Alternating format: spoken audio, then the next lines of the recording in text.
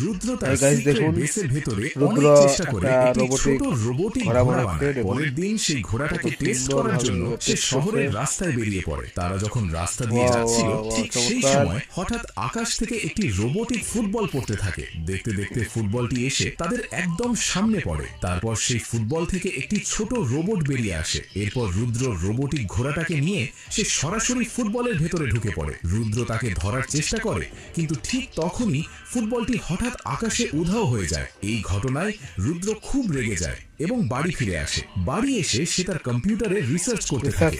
Research করে রুদ্র জানতে পারে যে এলিয়েনরা তার রোবটিক ঘোড়াটাকে ধরে নিয়ে বন্দী করে রেখেছে, আর তাদের কাছে যেতে হলে তাকে একটি রোবটিক রকেট বানাতে হবে। অনেক চেষ্টা করার পর রুদ্র অবশেষে একটি রোবটিক রকেট বানিয়ে ফেলে। এরপর সে সেই রকেটে চড়ে আকাশপথে যাত্রা শুরু করে। অবশেষে রুদ্র এলিয়েনদের কাছে পৌঁছে যায়। সে দেখে তার রোবটিক